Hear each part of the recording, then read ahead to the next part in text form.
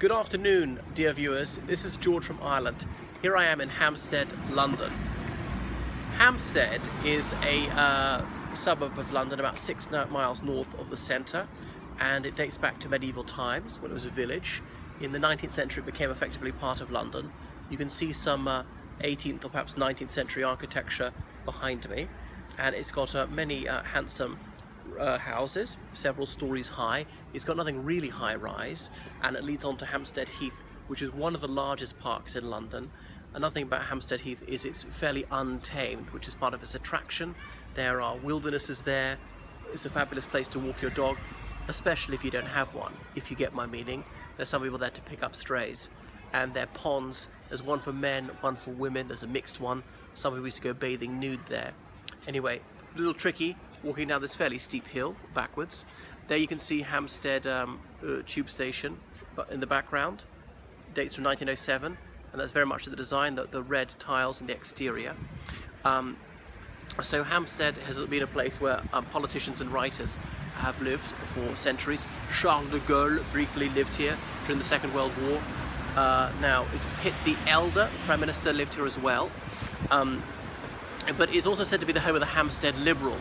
Hampstead Liberals are supposed to be upper middle class, overeducated people with pinko liberal and left-wing opinions. So it's a term of abuse, and they're meant to be hypocritical and demand policies that they would never want imposed upon themselves, such as higher taxation, people with very refined cultural tastes. So they're seen as being overly sophisticated.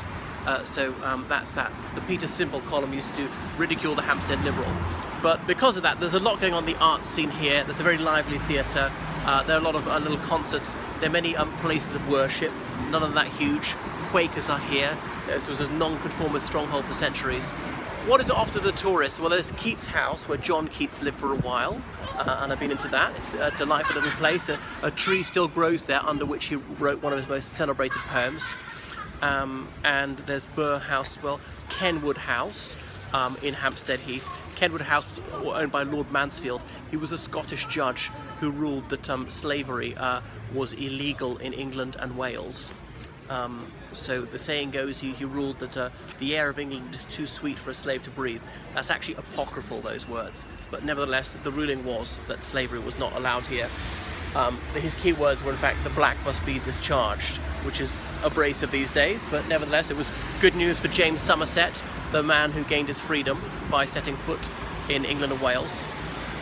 What else can you see? The Isacon, Burr House, which I may have mentioned, and just looking at the architecture, I was going to say, so it's multicoloured. You'll see behind me, it looks like a cake a bit. There you are, those sort of colours. So there's a fantastic library as well. Hampstead, very much recommended. Go to Parliament Hill, and it commands a superb vista over central London.